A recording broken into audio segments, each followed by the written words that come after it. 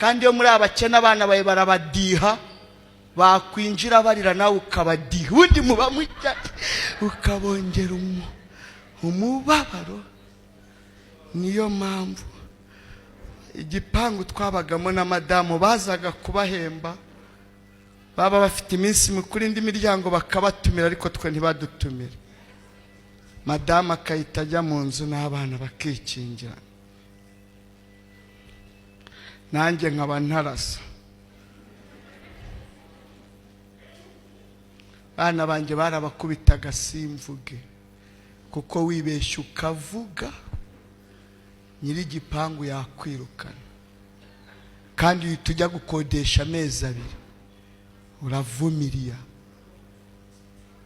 Igihe urimo nicyo guceceka, wisakuza, ntawe utera imbabazi.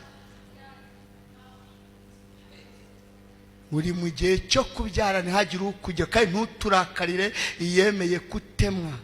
Wipfana abantu ngo ntawagusuye wabyaye. Muri twari wigeze gutera inda, vumiriya. Ngo nararwaye nta wangezeho, hari ugushinzwe. Harivuga ngo ni njyewe ukomeretsa, ni nanjye womora. Nabisomye muri Bibiliya. Itakomoye ntawe ushobora kukomora. Icyakoze igihe iyo kigeze ikoresha abantu baba mbese bakagenda bakomora ibintu iba yaragiye kujomba by'ibisu.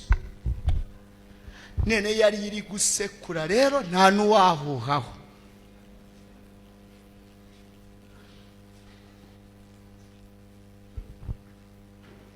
Ubu abana banjye nibwo nabo ndi kubomora ibikomere.